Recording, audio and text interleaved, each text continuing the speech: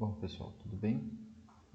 Vamos seguir nossas aulas de termodinâmica, né? A gente tem aqui mais uma aula da unidade que se refere à dissolução de gases em metais, né? E essa aula vai ser dedicada a falar do sistema metal hidrogênio, tá? Então, na aula de hoje, a gente vai focar em alguns metais de maior interesse para a gente, tá? Especialmente o ferro. A gente vai ver sistemas de ferro e sistemas também de cobre e hidrogênio, tá? E aí depois a gente finaliza vendo alguns sistemas mais genéricos, tá? Então vamos começar aqui falando primeiro todas as figuras aqui se referem ao ferro, né? E da solubilidade do hidrogênio no ferro, tá? Então aqui a gente tem a solubilidade tanto do nitrogênio, mas hoje a gente não vai olhar do nitrogênio, vamos prestar atenção só na solubilidade do hidrogênio, né? Então, vamos prestar atenção aqui como que acontece, tá? Da mesma maneira como discutido na aula passada, tá? A solubilidade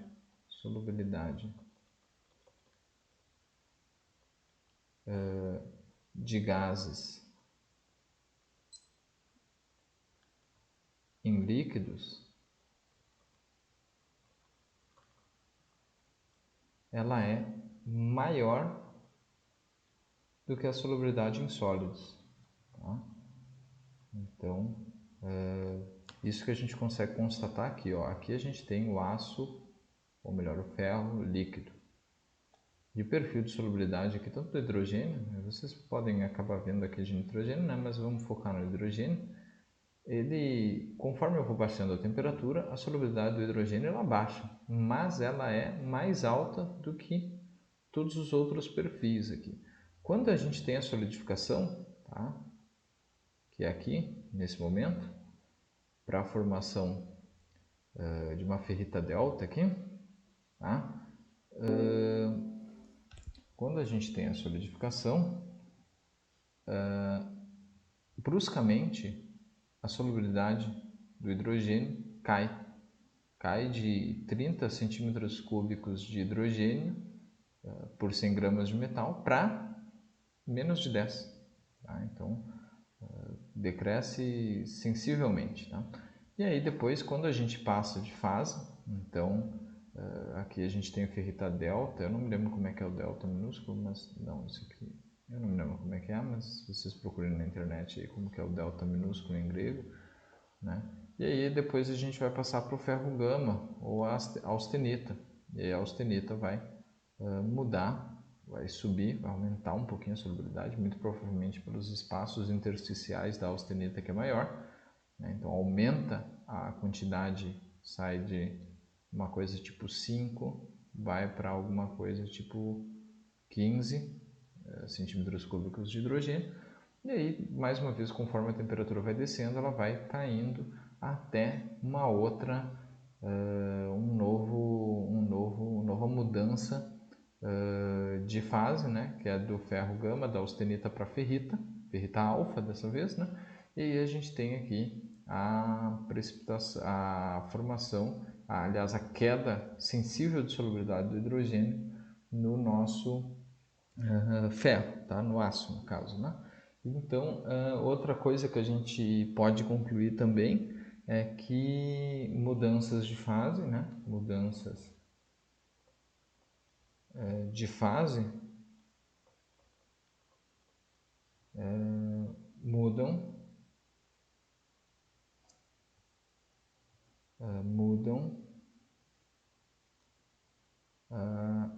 sensivelmente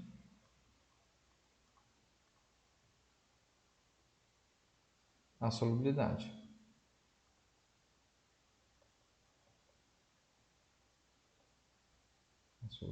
Então, as mudanças de fase mudam sensivelmente a solubilidade, tá? E aí aqui tem um exemplo de como os elementos de liga, né? Então isso aqui é ferro mais silício, tá?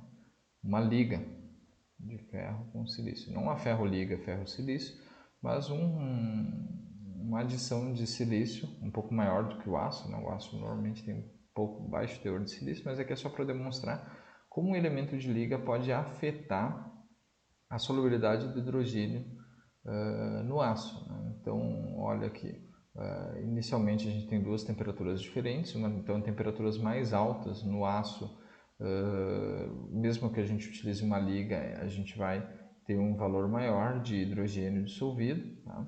E aí esse perfil descreve quanto maior a quantidade de elementos de liga, menor seria a quantidade de hidrogênio que eu dissolvo até um certo limite, onde novamente a quantidade começa a crescer. Então isso aqui é só para refletir um comportamento, tá?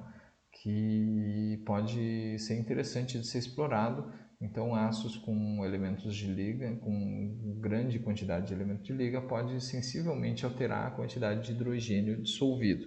Tá? Mas eu quero lembrar vocês que isso aqui é mais um resultado experimental, porque a gente não tem uma liga de ferro com 30% de silício, por exemplo. Tá? Pelo menos eu desconheço o uso dessa liga. Tá? E aí, a temperatura, novamente, ela afeta da mesma maneira que a gente está vendo nesse diagrama. Quanto maior a temperatura, maior a quantidade de hidrogênio que a gente consegue dissolver. Tá? E aí, a gente chega nesse gráfico aqui, que fala sobre pressão de vapor da água, né? Pressão de vapor da água versus ele fala versus a quantidade, o percentual de oxigênio dissolvido e o percentual de hidrogênio. Tá? E aí tem duas coisas que eu acho importante que vocês observem aqui. Primeiro, como o aço consegue dissolver muito mais oxigênio, muito mais hidrogênio do que oxigênio, tá? Isso é explicado pelo quê? Porque o hidrogênio ele é muito menor que o oxigênio, entendeu? O átomo de hidrogênio ele é muito menor que o átomo de oxigênio, resultando em menos necessidade de grandes espaços para serem ocupados, tá? Então vocês podem ver aqui a escala é 10 vezes 10 na 3. Aqui quando eu olho é 10 vezes 10 na 5, então são duas ordens de escala maior para o caso do hidrogênio em relação ao oxigênio. Tá? E o que esse gráfico está me mostrando aqui? Ele está me mostrando, me traçando retas que falam sobre a pressão de vapor da água, o quanto que eu tenho de vapor da água no ambiente na hora que o meu aço está solidificando ali, ou está sólido. Tá? Então eu tenho aqui uma pressão de vapor da água de 0,1 atm, né?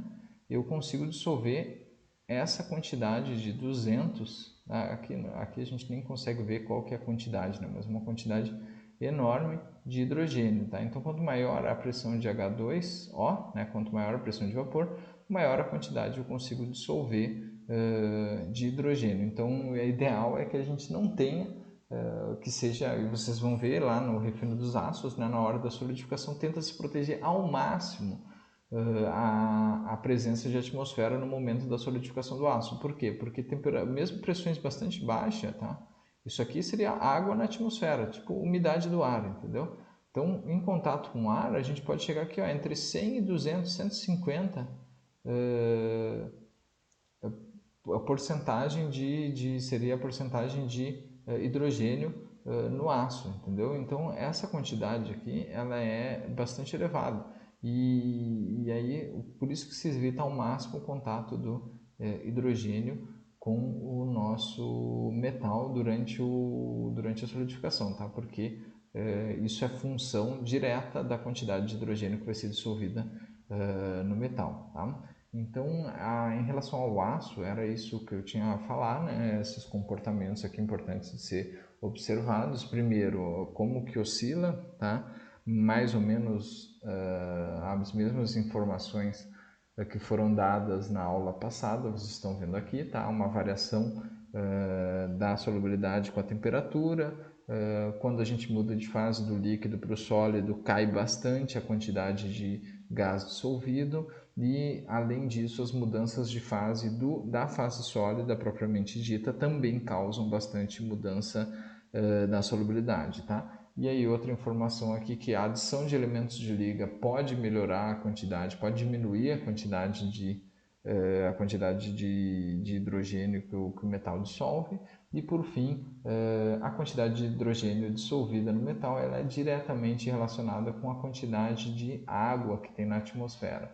Ou seja, se o meu metal estiver em contato com o ar, a gente no ar atmosférico a gente tem uma umidade no ar, né? E essa umidade pode resultar em hidrogênio dissolvido dentro do metal, então por isso a gente evita que o metal entre em contato com a atmosfera. Então agora eu vou fazer um corte, então a próxima tela que vocês vão ver vai ser com outras figuras, tá bom? Então vamos adiante. Bom, continuando então, a partir continuando nossos sistemas,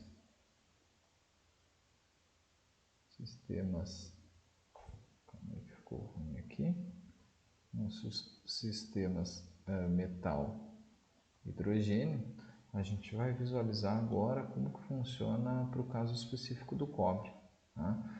Então o cobre também tem o mesmo comportamento do aço. Né? A gente tem aqui uma quantidade de... O cobre consegue dissolver no líquido, né? Aqui a gente tem o líquido, e aqui a gente já vai para o sólido. Né? O líquido também tem acento. Né? Então, a gente tem líquido sólido, né? Então, calma aí. Sólido.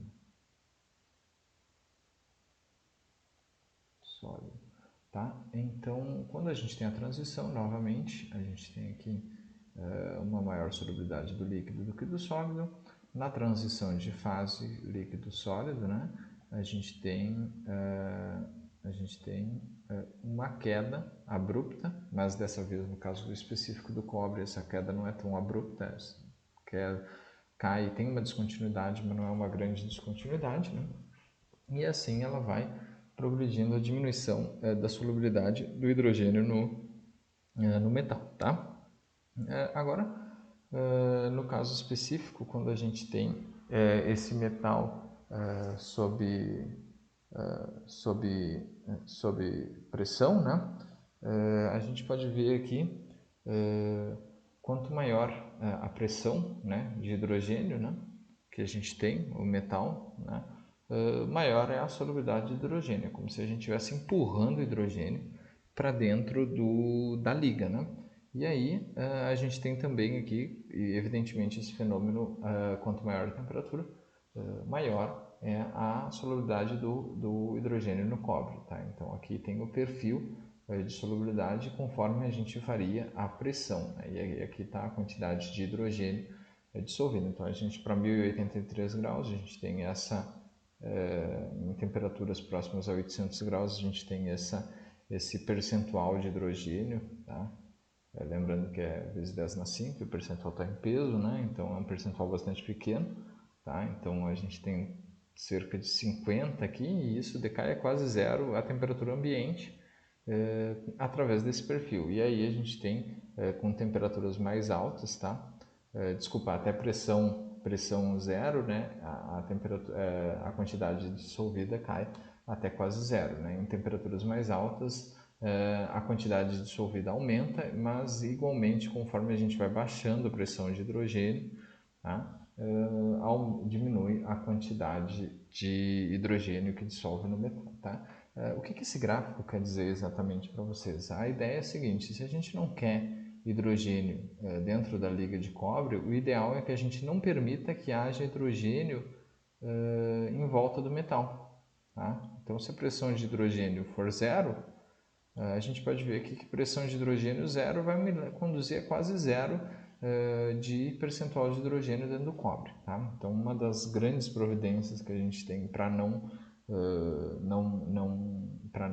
ter hidrogênio dissolvido no metal, vocês vão ver depois quais os efeitos, e eu já vou falar para vocês quase todos os efeitos. Ali no nitrogênio a gente tem os processos de nitratação que eventualmente, aliás, que são, a gente adiciona nitrogênio de propósito no aço, né, para ganhar algumas propriedades, mas habitualmente a presença de gases dentro do metal é indesejada. E o ideal para que isso não aconteça é evitar a existência desses gases no metal, tá? Então isso aqui, esse gráfico acaba passando essa mensagem, tá? E aí a gente tem aqui o efeito de alguns elementos de liga na solubilidade, do hidrogênio. Tá? Então a gente pode ver aqui, o alumínio ele acaba diminuindo a solubilidade, o estanho diminui, o ouro também diminui, a prata meio que mantém a mesma, a platina acaba aumentando a solubilidade e o níquel aumenta rapidamente a solubilidade de hidrogênio no metal. Tá? Então aqui são alguns perfis, então agora vocês, além disso, além da informação que eu posso manipular diminuindo a solubilidade, nesse caso aqui, né, no caso do cobre, do cobre prata, cobre ouro, cobre estanho e cobre alumínio, pode ocorrer o efeito contrário, como no caso do cobre da platina e do cobre níquel, que pode ocorrer um aumento da solubilidade conforme eu aumento o percentual do meu elemento de liga. Tá? Então essa é uma outra informação. Então a gente tem que avaliar de metal para metal. Tá? E aí eu vou finalizar essa aula de hoje falando duas informações, que eu vou falar um pouco do alumínio e um pouco de gases que tem o perfil endotérmico. Tá? Todos esses perfis que a gente está vendo aqui são perfis exotérmicos. Aumenta a temperatura, são perfis endotérmicos. Né? Eu aumento a temperatura e eu aumento a facilidade do hidrogênio ser dissolvido. Tá? Então isso significa o quê? Quanto maior a temperatura, mais hidrogênio dissolvido no meu metal. E agora eu vou mostrar alguns metais que é o contrário e eu vou falar um pouquinho do alumínio no próximo corte, tá bom? Então deixa eu cortar aqui e aí a gente vai para a próxima parte. Bom, passado o corte, para a gente finalizar aqui, eu vou falar da solubilidade do hidrogênio no alumínio. Né? Então aqui a gente tem hidrogênio e vamos fazer com outra cor aqui. A gente tem a solubilidade do hidrogênio no alumínio e aqui a gente tem a solubilidade de metais de dissolução